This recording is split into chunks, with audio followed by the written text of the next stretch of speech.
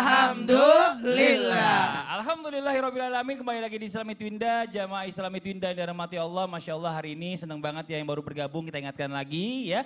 Kita sedang membahas tentang tema jangan remehkan najis-najis ini. Nah buat jamaah Islami Twinda yang ada di rumah nih, tahu nggak binatang yang namanya lalat? Ustadz Maulana tahu lalat? Kenapa Ustaz? Kok gitu sih? Kalau ditanya jawab aja, nggak usah begini-begini. Saya jijik ya? berusaha. Jijik. Tapi percaya nggak nih? Saya punya tayangan ya, ada temuan obat diare justru dari lalat. Sebenarnya kan lalat itu bikin kita jadi diare salah satunya. Ini tayangannya nih.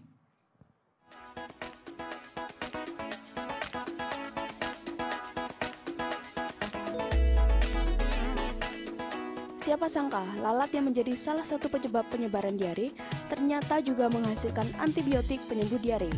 Ya, dua siswa asal Lamongan inilah yang berhasil menemukannya.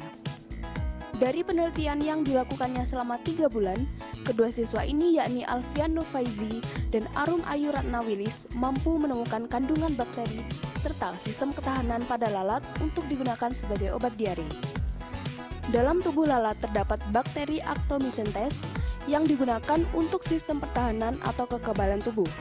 Bakteri inilah yang dapat menimbulkan dua antibiotik, yakni actimositin dan actimositin yang bermanfaat sebagai obat diare. Iya karena Ustadz Maulana jijik, saya nggak mau nyerahin Ustadz Maulana. Ya. Saya serahin Ustadz Syama aja lah. Dia nggak mau bahas nanti takutnya ya kan. Masa videonya ditayangin nggak mau lihat? Ini makanya, kan aneh gitu ya kan. Gak apa-apa lah ya Ustadz Syama aja deh. Ini sebenarnya dalam Islam nih lalat ini hukumnya bagaimana. Dia kan ini kan suka nempel di tempat-tempat najis, mohon maaf kotoran, bangkai gitu ya kan. Nah ini dibikin jadi obat nih, obatnya najis atau enggak jadinya. Mohon izin Ustadz Syama aja, Ustadz Maulana nggak bisa tuh begini-begini terus. Baik, bismillahirrahmanirrahim. Tabe guruku Ustadz Maulana, Ustadz Bani, Mas Fadli. Maka kalau ada lalat, langsung contoh kasus. Kita lagi sholat, Allahu Akbar. Ada lalat nempel di baju. Ini kan lalat ini tidak tahu. Biasanya dia mampirnya di tempat kotor gitu ya. Bisa saja dia membawa najis ketika menempel di baju kita pada saat kita sholat. Maka itu adalah hukumnya najis tapi ma'fu.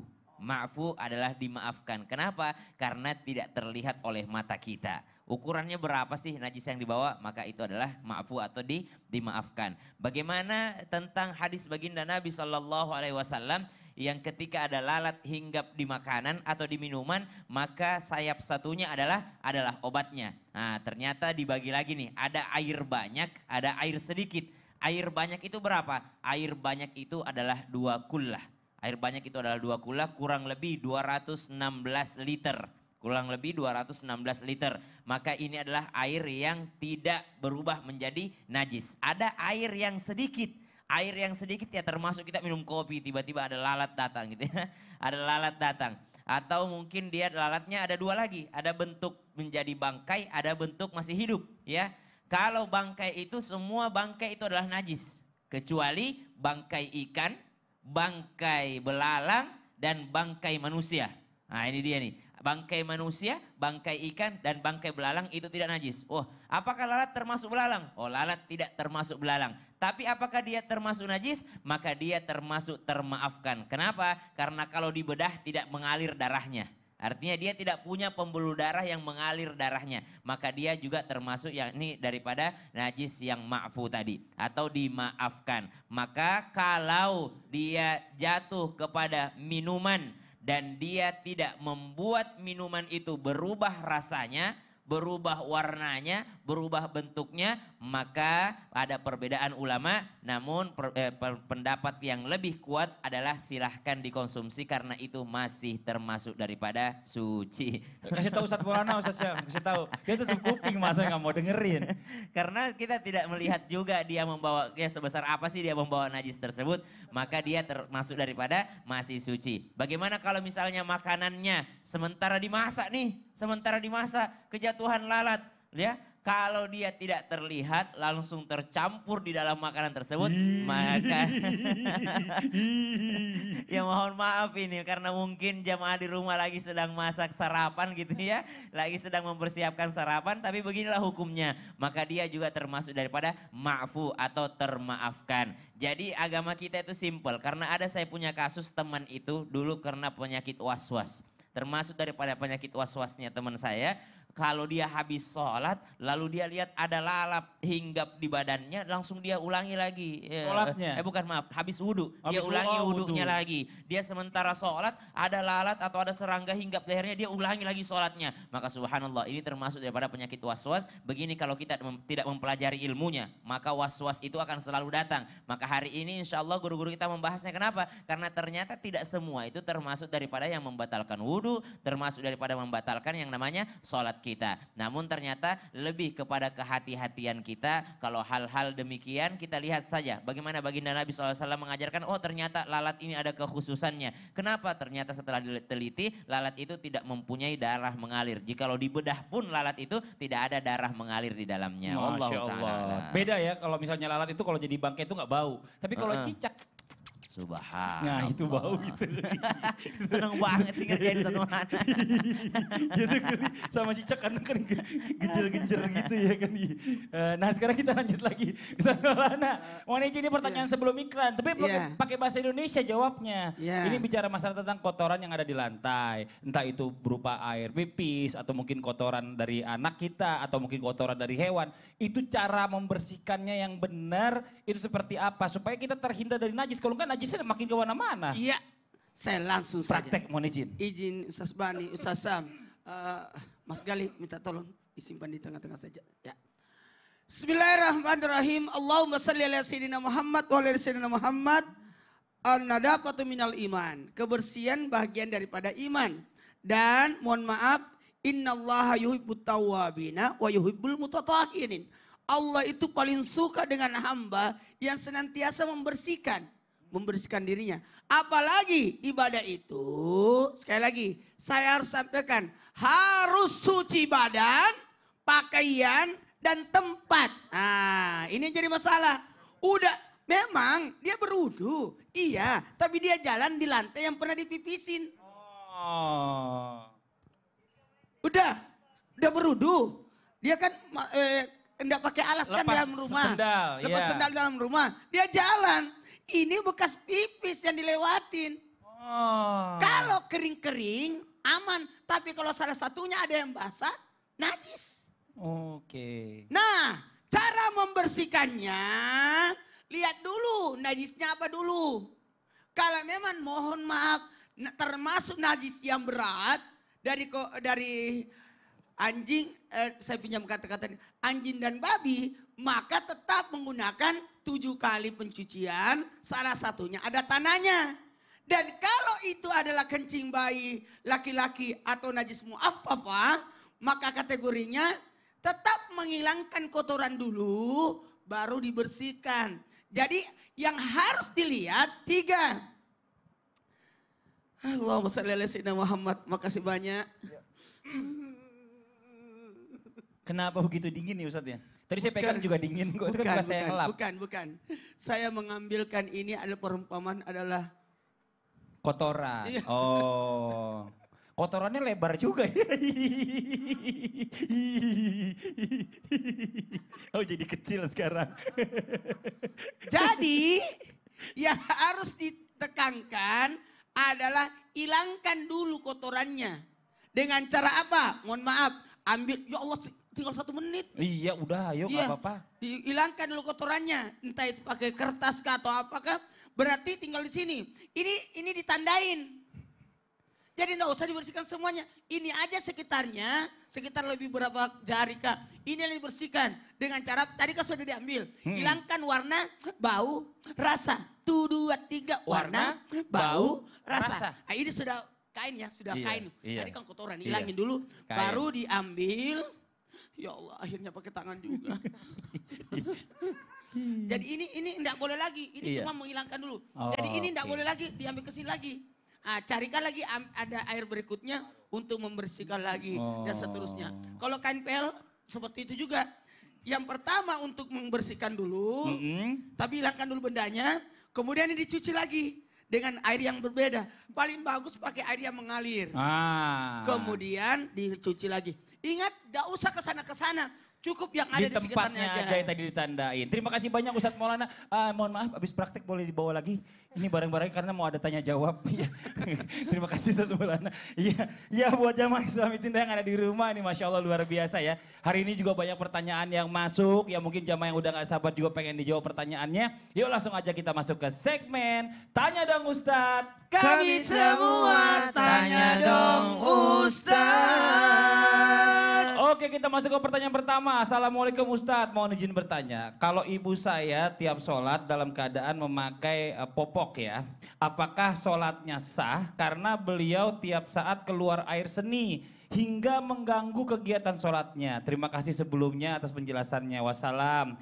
Nah ini Masya Allah kita minta dijawab guru kita Ustadz Syam. Karena yang namanya orang tua ini kadang-kadang gitu kerannya udah dol. Jadi kadang-kadang pas lagi sholat tuh gak kerasa kadang keluar sendiri gitu. Ada orang yang memang tidak bisa berhenti. Subhanallah. Ya kerannya sudah dol tadi, udah los tadi. Maka subhanallah caranya adalah setiap mau melaksanakan sholat. Yakni menunggu waktu sholat masuk. Itu yang pertama.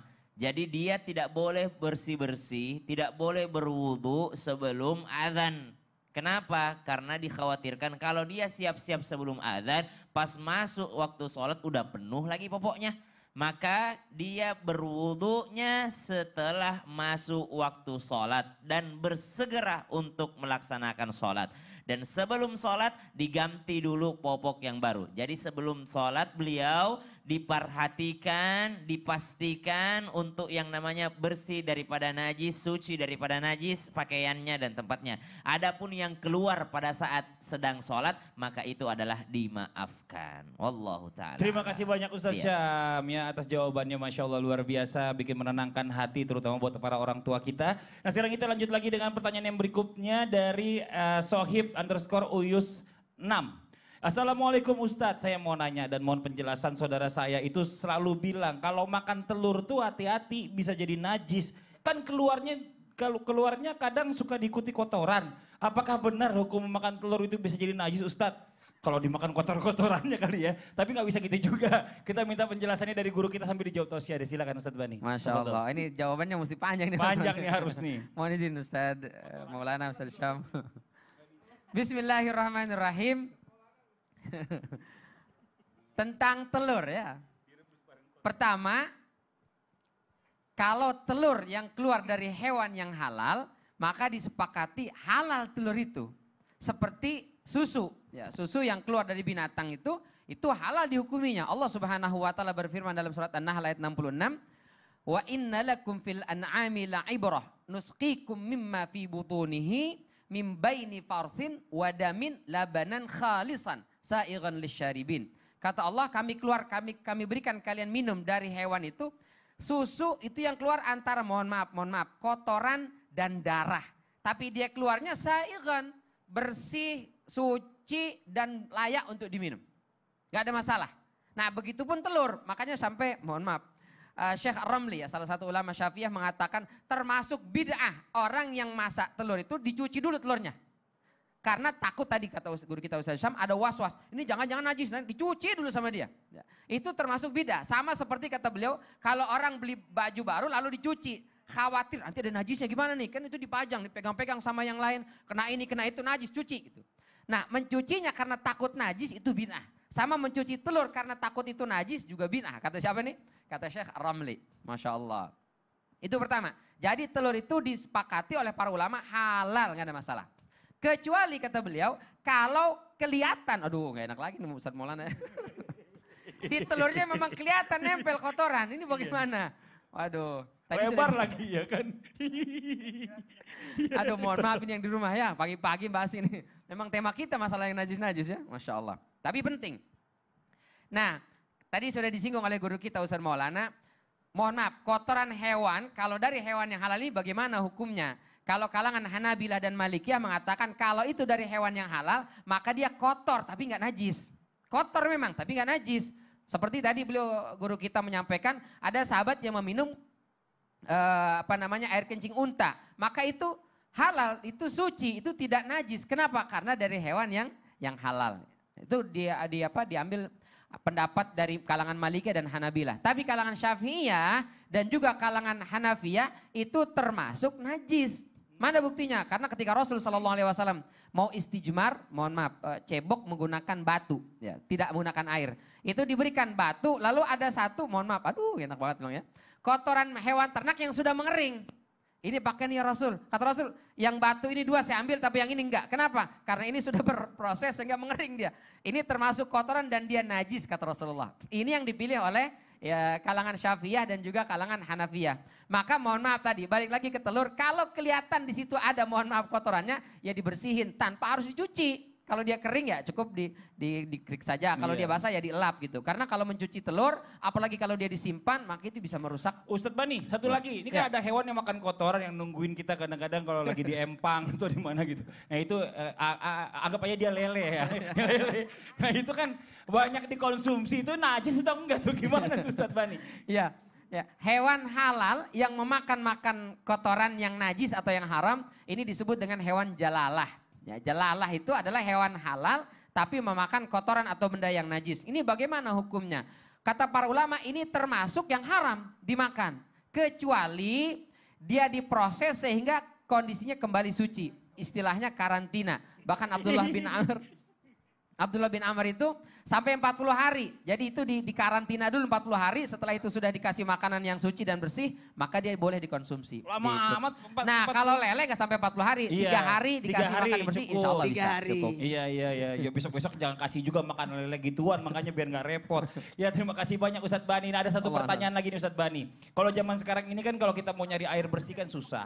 Nah sekarang ada banyak perusahaan mungkin ya yang dia mendaur ulang air itu menjadi bersih. Dari air kotor menjadi bersih dan kita pakai buat mandi, kita pakai buat minum. Itu najis nggak pertanyaannya? Oh najis itu Mas Fadli. Kok najis kan udah bersih? Nah itu mau tahu nggak jawabannya? Gimana kok bisa najis? Ah itu penting sekali nih. Tapi kayaknya mesti kejawab setelah yang satu ini gimana? Kenapa? Karena kalau sekarang nggak sempet ya? Nggak sempet. Oh, waktunya udah 0 ya udah kalau gitu. Buat yang di rumah nih ya, yang menggunakan air yang sama seperti apa yang saya jelaskan tadi, kita akan mendengarkan jawabannya apakah najis atau tidak setelah yang satu ini tetap di Islam itu Indah. Jamaah, oh jamaah. Alhamdulillah.